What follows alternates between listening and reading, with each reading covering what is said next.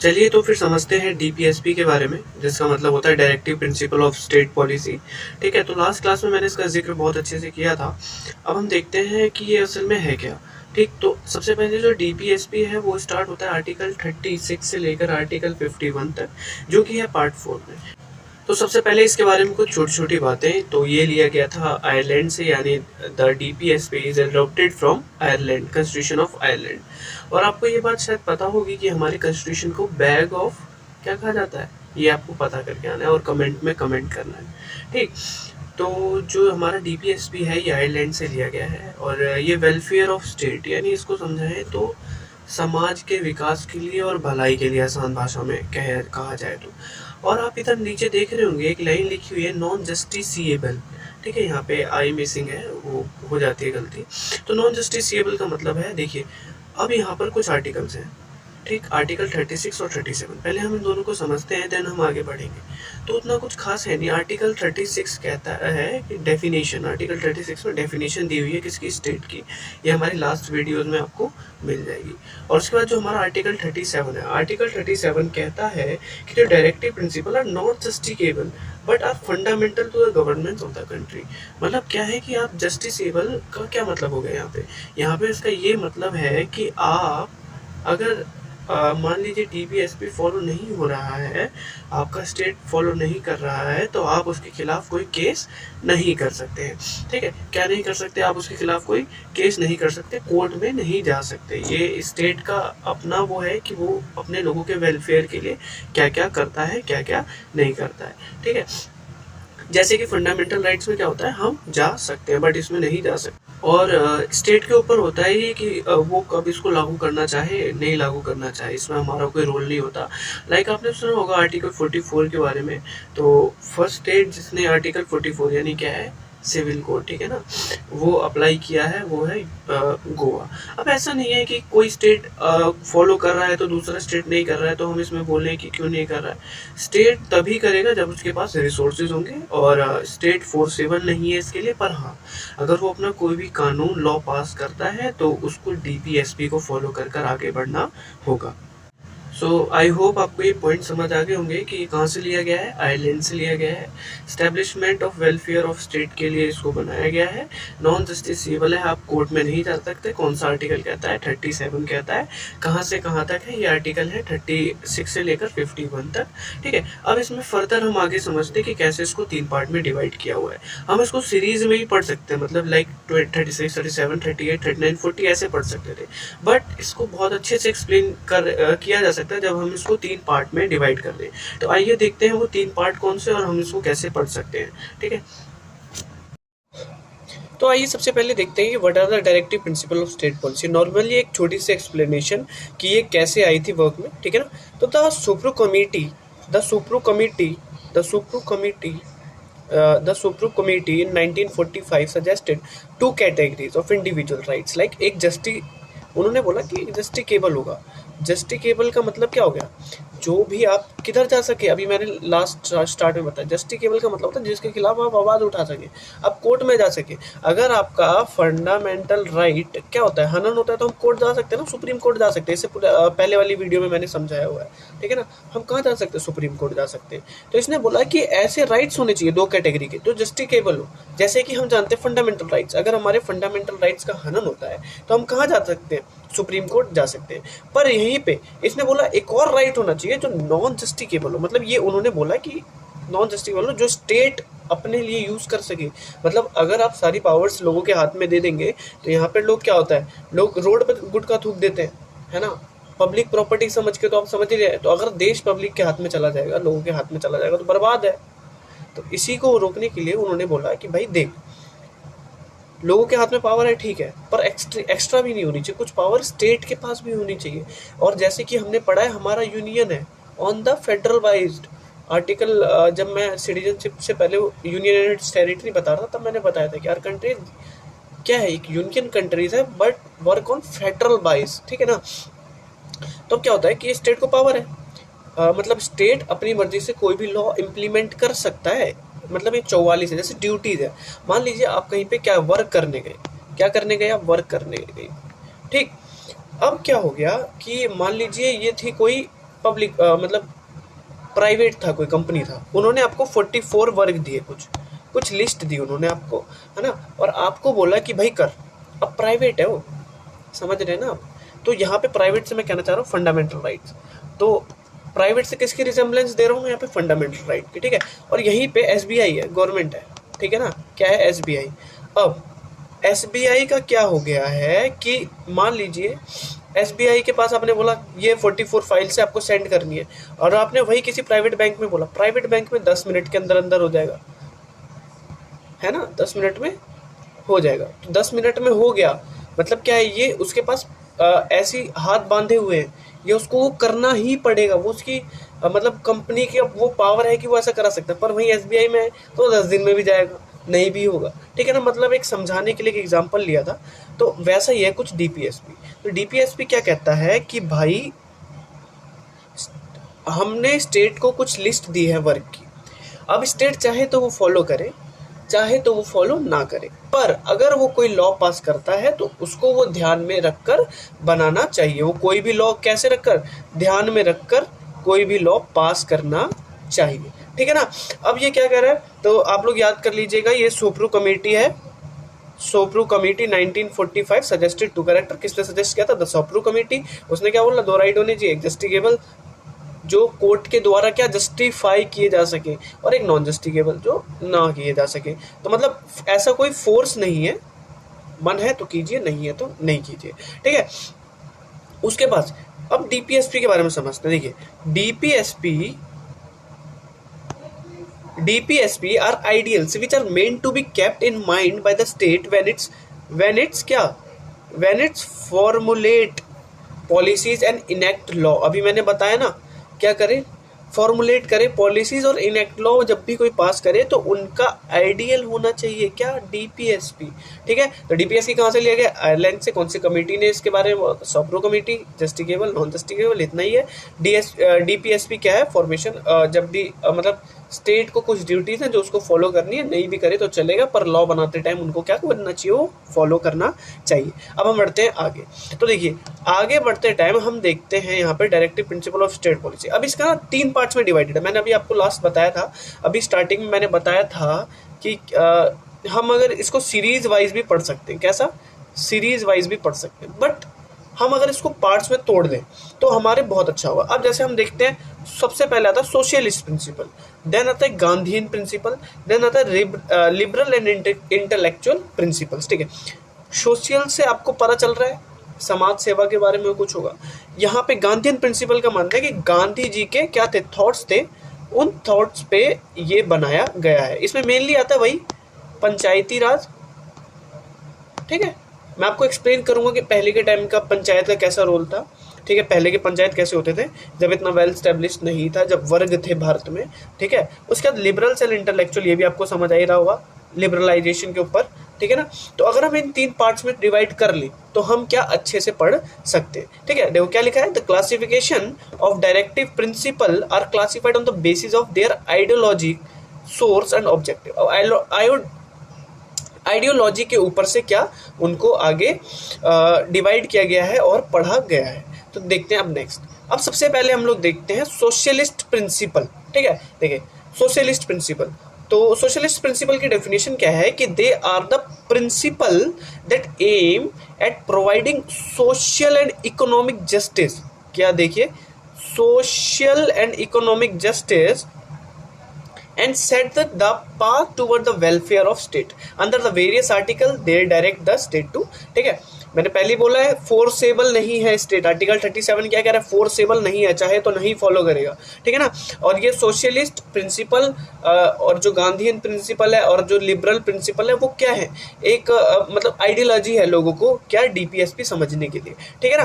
तो ये क्या कह रहा है, that am providing social and economic justice, आपको बहुत अच्छे से समझ आ गया होगा, सोशल और इकोनॉमिक जस्टिस प्रोवाइड कराने के लिए लोगों को, set the part toward the welfare of state, और लोगों की भलाई, लोक कल्याण के लिए, किसके लिए, लोक कल्याण के लिए आगे बढ़े और समाज को क्या करे, आगे बढ़ाए, ठीक है ना।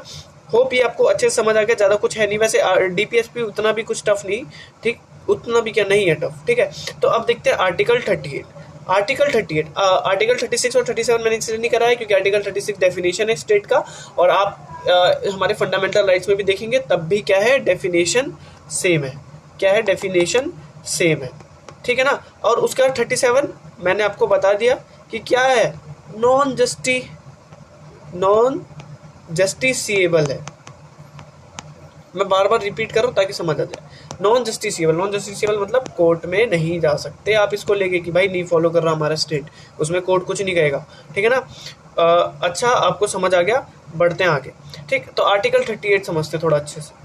आर्टिकल 38 क्या कह रहे हैं, देखिए, promote the welfare of by securing a social order. देखिए आ गया ना, डेफिनेशन ही क्या थी सोशलिस्ट प्रिंसिपल की या सोशलिस्ट आइडियोलॉजी की, कि लोक कल्याण होना है, समाज कल्याण होना है, ठीक है ना। तो इसमें क्या पहली क्या बात आई कि प्रमोट करना है, क्या प्रमोट करना है, the welfare of the people, लोगों का welfare, and securing a social order through justice, social economy and political. ठीक है, कैसे लोगों का पॉलिटिकल ऑर्डर सिक्योर करना है, बाय जस्टिस, जब उनको जस्टिस मिलेगी अच्छी से, सोशल जस्टिस, यहाँ पे जस्टिस सोशल कर दिया है, ठीक है ना, इकोनॉमी और पॉलिटिकल, जब लोगों का इकोनॉमी स्ट्रांग होगी, पॉलिटिकली सबका बेस्ट अच्छे से रहेंगे उसके बाद, ठीक है। And to minimize inequality in income, status, facilities and opportunities. ठीक, ये बात बहुत बढ़िया बोली इन्होंने क्या कहा है कि minimize inequality in income, status, facilities and opportunities. ठीक है, मिनिमाइज करना मतलब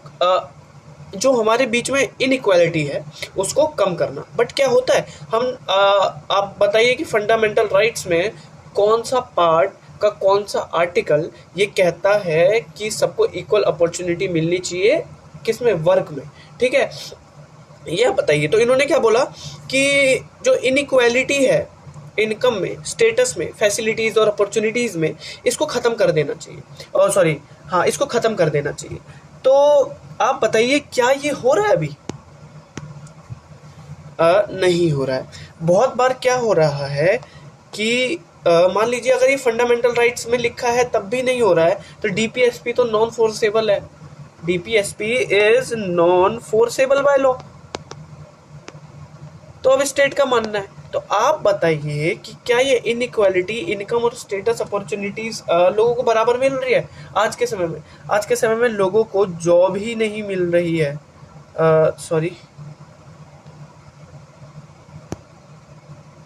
आज के समय में लोगों को जॉब ही नहीं मिल रही है ना। तो इनइक्वालिटी अभी भारत में बहुत है, ठीक, और ये अभी इंक्रीज करेगी। अपॉर्चुनिटीज भी नहीं है उतनी अच्छी, लोगों को बाहर जाना पड़ रहा है, और इनकम तो बिल्कुल मत पूछिए। मतलब like in India the person who are richer is going to be richer, and जो गरीब हैं वो गरीब ही होते जा रहे हैं, ठीक है। तो इसीलिए आप लोगों को अच्छे से इसको समझना चाहिए, पढ़ना चाहिए, जॉब निकालो और आगे बढ़ो, ठीक। होप आपको ये समझ आ गया होगा कि नॉर्मल ये बोलता है लोक कल्याण के बारे में, लोक विकास के बारे में, और इक्वल होना चाहिए, अपॉर्चुनिटीज इक्वल होनी चाहिए, ठीक है। और क्या कहता है, इनकम इक्वल होना चाहिए, स्टेटस इक्वल होना चाहिए, अपॉर्चुनिटीज इक्वल होनी चाहिए। पर क्या हो रहा है, नहीं हो रहा है, बहुत कम है, ठीक है। तो नॉर्मल यही बात है, ये बस समझाने के लिए है कि स्टेट चाहे तो कर सकता है, बट हम फोर्स नहीं कर सकते। जब हम फंडामेंटल राइट्स के उसमें कुछ नहीं कर सकते, तो इसमें तो हम क्या ही कर सकते हैं। नेक्स्ट हम बढ़ते हैं आगे, ठीक है। आगे अब देखते हैं, आर्टिकल 39 आता है। अब ये कह रहा है सिक्योर सिटीजन्स, ठीक है। अब सिक्योर सिटीजन्स, आर्टिकल 39 क्या कह रहा है सिक्योर सिटीजन, देखते हैं। इसमें कुछ राइट्स हैं, वो राइट्स पढ़ते हैं, ठीक है। तो सबसे पहला जो राइट्स है वो कह रहा है right to adequate means of livelihood for all citizen, मतलब वही लोगों के लिए जीवन व्यापन करने के लिए अच्छे से क्या फैसिलिटीज, एडिक्वेट मीन्स मतलब अच्छी फैसिलिटीज प्रोवाइड कराई जाए। उसके बाद कहता है equitable distribution of material resources of the community for the common good, ठीक है। क्या होना चाहिए, देखिए ये वाला पॉइंट देखिएगा, equitable distribution of the material the common good for common good. अब लोगों के कल्याण के लिए, क्योंकि ये वाला पार्ट ही है जो सोशलिस्ट आइडियोलॉजी है वो है ही इसीलिए, ठीक है। तो वो क्या कह रहा है कि लोगों के कल्याण के लिए, ठीक है, लोगों के कल्याण के लिए क्या होना चाहिए, जो भी रिसोर्सेज हैं वो फ्री में दिए जाने चाहिए। अभी हम इसको आगे पढ़ेंगे, ठीक है ना। फ्री में दिए जाने चाहिए, लीगल एड फ्री में दी जानी चाहिए।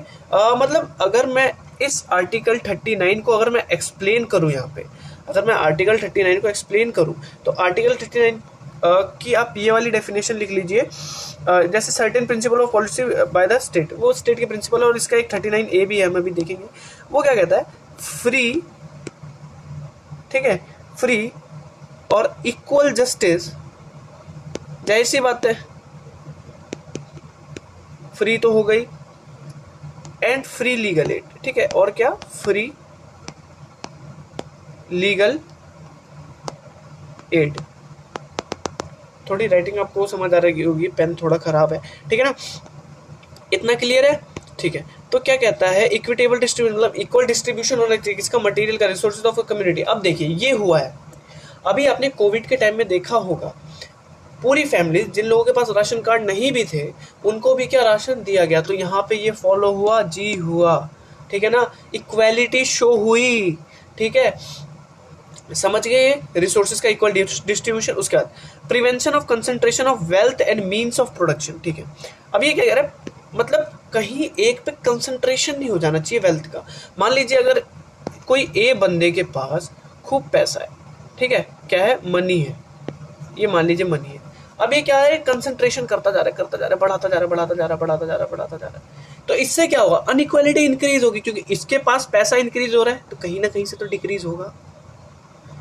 ये पैसा किसी को मिलना था पर उसको नहीं मिल रहा है, उसको नहीं मिल रहा है ना, तो अब कंसंट्रेशन इंक्रीज हो रही है। तो ये कहता है कि देखिए कंसंट्रेशन होना भी लोक कल्याण के लिए बहुत खतरनाक, हानिकारक है, क्योंकि अगर किसी एक पे ही सारा कंसंट्रेशन हो जाएगा, पैसे का, वेल्थ का, मटेरियल का, कुछ भी कह लीजिए, तो क्या और लोग सोसाइटी के रह पाएंगे, रह पाएंगे, नहीं रह पाएंगे ना। तो इसीलिए क्या, कंसंट्रेशन नहीं होना चाहिए of wealth and means of production, ठीक है। उसके बाद equal pay for equal work for man and women. अब यहाँ पे भेदभाव नहीं होना चाहिए, मतलब ऐसा है कि अगर कोई मैन मान लीजिए पर डे में 10 रुपया काम कर रहा है, ठीक है, या 10 आवर काम कर रहा है, कोई वुमन है वो सेम 10 आवर काम कर रही है और दोनों का मैन पावर सेम लग रहा है, मतलब man power stand for not only for man, it's women for also, ठीक है, मैन पावर इस्तेमाल हो रहा है 10, मतलब जितना काम मैन कर रहा है उतना ही काम वुमन भी कर रही है ना। और कितनी जगह क्या होता है कि मान लीजिए इस 10 आवर का इस मैन को पे किया गया 200 रुपीज और यहीं पे वुमन को पे किया गया 150 रुपीज, ठीक है, इनइक्वालिटी आ गई। अब क्या कह रहा है ये कि ये तो चलिए 200-300 ठीक है, अब equal work for equal pay या equal pay for equal work. अब मान लीजिए इसने 500 का काम किया है और इसको मिल कितना रहा है, 200 रुपीज, ठीक है ना, तो क्या ये इक्वल है, नहीं है, तो ये बहुत जगह फॉलो नहीं होता है, ठीक है ना।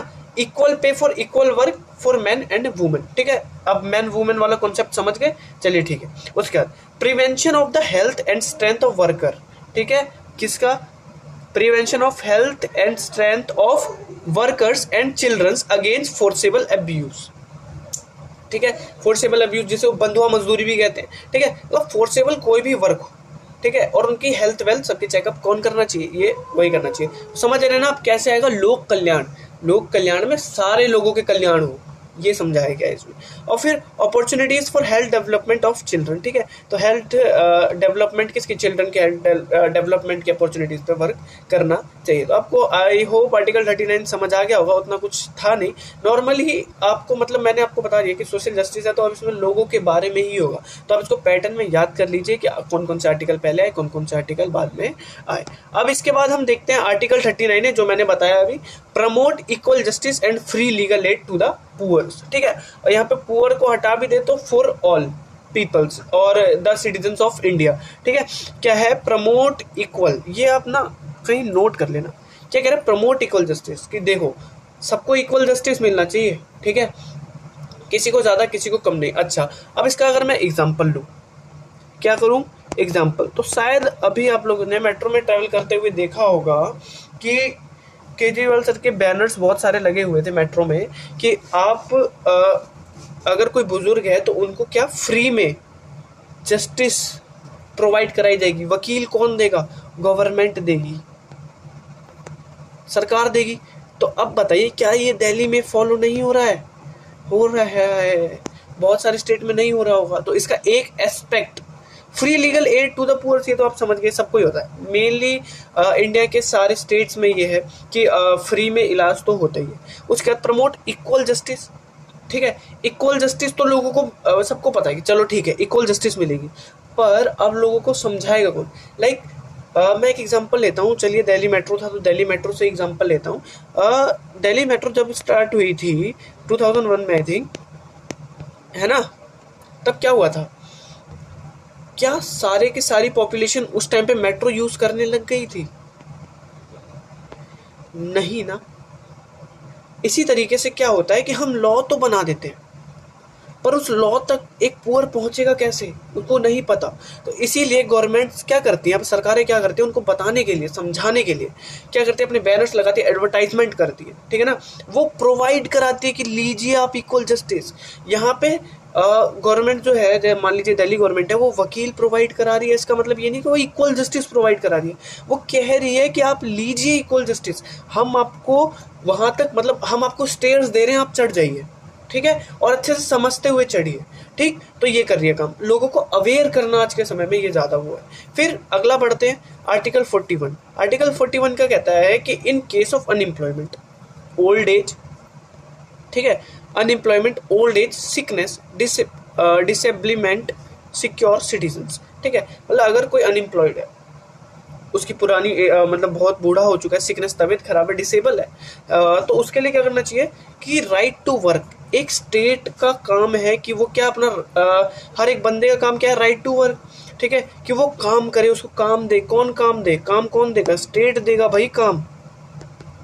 और स्टेट की परिभाषा आप देख लीजिएगा पीछे जाके, ठीक है, तो क्या स्टेट देगा वर्क, तो स्टेट को क्या करना चाहिए अपने सिटीजन्स के लिए, कंट्री यूनियन को क्या करना चाहिए अपने सिटीजन्स के लिए, वर्क देना चाहिए। अगर काम ही नहीं होगा तो वो आगे कैसे करेंगे, है ना। उसके बाद फिर आता है राइट टू एजुकेशन, सबको एजुकेशन का राइट। आप ये सारे कमेंट्स में लिख के बताना कि फंडामेंटल राइट्स में कौन कौन से हैं। राइट टू एजुकेशन हो गया, ठीक है। राइट टू पब्लिक असिस्टेंस, मैंने अभी ऊपर समझाया कि सरकार क्या कह रही है, समझा रही है, वो समझाने कोई पब्लिक असिस्टेंस में आ गया, ठीक है। अच्छा, तो आपको ये समझ आ गया होगा अच्छे से, उतना कुछ था नहीं, बहुत बढ़िया। अब आर्टिकल 42 पे आते हैं, make provision for just and human condition of work and maternity relief. Maternity relief का मतलब क्या है, जितनी भी प्रेग्नेंट लेडीज होती हैं उनको क्या रिलीफ, मतलब अब उनसे हम भाग दौड़ तो करवाएंगे नहीं, अब हॉस्पिटल में 10 चक्कर लगवाओ, तो उनके लिए स्पेशल वार्ड्स बनाए जाए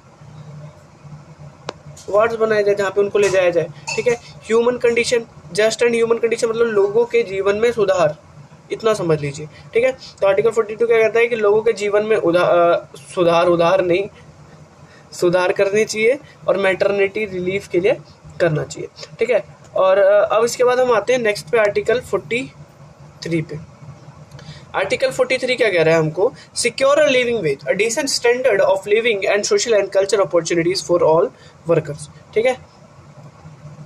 देख लीजिए, वैसे तो बहुत आसान भाषा में है, आपको अच्छे से समझ आ जाएगा, ठीक है। तो क्या कह रहा है, सिक्योर अ लिविंग वेज, ठीक है, एक लिविंग वेज सिक्योर करने के लिए लोगों के लिए, डिसेंट स्टैंडर्ड ऑफ लिविंग, लोगों का एक कम से कम एक स्टैंडर्ड हो। हाँ ठीक है, हम उनको एक बार में हाई नहीं ले जा सकते, आप एक बार में चांद पे नहीं पहुंच सकते, पर कुछ तो स्टैंडर्ड में पहुंचे, मतलब कुछ, मान लीजिए आप चांद पर नहीं पहुंच सकते तो कम से कम आप एयरप्लेन में ट्रैवल तो कर रहे हैं ना, ठीक है। और सोशल और कल्चर अपॉर्चुनिटीज सारे वर्कर्स को दी जानी चाहिए। इन अदर वर्ड्स, अगर इफ आई कैन एक्सप्लेन, तो living wages etcetera for workers, the only explanation for that is living wages for workers, बस इतना समझ लीजिए। क्या कि कम से कम एक वर्कर कमा के खा ले, अगर आप इक्वल नहीं कर पा रहे तो कम से कम इनइक्वालिटी भी ना हो, ठीक है, उसका कुछ स्टैंडर्ड बना रहे, अपॉर्चुनिटीज हो उसके पास कि वो आगे उस काम को कर सके। उसके बाद आगे बढ़ते हैं, आर्टिकल 43 ये देखते हैं, ठीक है। तो आर्टिकल 43A कहता है, take steps to secure the participation of worker in the management of industries, that's why we make union in industries. आपने देखा होगा हर जगह यूनियंस होती है ना, आप चाहे हॉस्पिटल में चले जाओ, कहीं भी चले जाओ, तो क्या होती है, यूनियंस होती है। वो यूनियंस क्या करती हैं, लोगों के भलाई के लिए, जितने भी वर्कर्स होते हैं, वर्कर्स के वेलफेयर के लिए काम करते हैं। आपने कहीं सुना भी होगा वर्कर्स वेलफेयर, मान लीजिए कहीं पे है, ठीक है, तो वो यूनियंस उनके बनाई गई है स्पेशली, ताकि वो वर्कर्स के उस पर काम कर सके। क्योंकि अब आप एक वर्कर की प्रॉब्लम को लेकर अगर आप किसी हायर उस पर जाते हैं कमीशन पे, तो वो क्या सुनेगा, नहीं सुनेगा। तो कोई तो वर्कर और हायर कमीशन के बीच में होना चाहिए ना, हायर कमीशन के बीच में होना चाहिए। तो वो कौन से होते हैं, यूनियंस होता है। वो यूनियन क्या करता है, इसके वेलफेयर के लिए काम करता है, ठीक है ना। अब इसके बाद आगे देखते हैं नेक्स्ट वाला। आगे कह रहा है raise the level of nutrition and the standard of living of people to improve public health. अब पब्लिक हेल्थ को इंक्रीज करना है, ठीक है, पब्लिक हेल्थ को इंक्रीज करना है। तो अब ये पब्लिक हेल्थ इंक्रीज कैसे होगी, ये पता है, ये पब्लिक हेल्थ इंक्रीज कैसे होगी। तो अगर पब्लिक हेल्थ को अच्छा बनाना है, अगर लोगों की हेल्थ को इंक्रीज करना है आपको, तो उनको क्या देना पड़ेगा, अच्छा न्यूट्रिशन लेवल होना चाहिए। और आपका जैसे न्यूट्रिशन लेवल हाई होगा, स्टैंडर्ड ऑफ लिविंग, मतलब अगर आपका न्यूट्रिशन लेवल हाई हो रहा है, आप आपकी बॉडी को न्यूट्रिशन मिल रहा है, तो कहीं ना कहीं से आप, अब ऐसे कैसे एयर में न्यूट्रिशन तो हम ले नहीं लेंगे, है ना। तो मतलब अगर आप न्यूट्रिशन अच्छे से ले रहे हैं बॉडी, तो मतलब आपका कुछ स्टैंडर्ड ऑफ लिविंग भी बन गया होगा, है ना। स्टैंडर्ड ऑफ लिविंग बन गया है, तो अब क्या, आपकी हेल्थ भी इंप्रूव होगी, ठीक है ना। तो क्या होता है, standard of living is equals to level of nutrition and that further it's equals to improve in public health, ठीक है। तो बहुत आसान है ये, कुछ नहीं है। अभी जैसे मैंने बता दिया सोशल मतलब सारा सोशल सोसाइटीज़ के लिए कैसे सोसाइटी पे वर्क करना चाहिए स्टेट को, ये सब। मान लीजिए स्टेट कल को कोई लॉ बनाता है, तो वो ये सारे एस्पेक्ट्स देख लेगा कि वो जो लॉ बना रहा है उस लॉ के हिसाब से वो कैसे कैसे आगे वर्क करेगा, ठीक है। नेक्स्ट देते हैं। अब आता है वो वहाँ पे ख़त्म हो गया। तो होप एक मिनट, तो होप आपको ये पूरा समझ आया होगा, ठीक है ना। फिनिश हो गया ये यहाँ पे। इसकी पीडीएफ डिस्क्रिप्शन बॉक्स में दे दी जाएगी, ठीक है ना। ये यहाँ पे खत्म हो गया, ठीक है। तो क्या था ये, मान लीजिए सोशलिस्ट आइडियोलॉजी के ऊपर बेसिस थे ये कुछ आर्टिकल्स, ठीक है ना। अब हम नेक्स्ट देखते हैं जो कि होगा गांधीयन प्रिंसिपल, ठीक है, गांधीयन आइडियोलॉजी कह लो आप इसको। उसमें क्या क्या काम होगा, तो देखिए सोशल में क्या हुआ, लोगों की भलाई के लिए, लोगों का welfare, living of standard, life standard, opportunities, culture, society कैसे इंक्रीज करी जाए, लोगों की हेल्थ फैसिलिटीज कैसे इंक्रीज करी जाए, इस पे ये सब बात थी, ठीक है ना।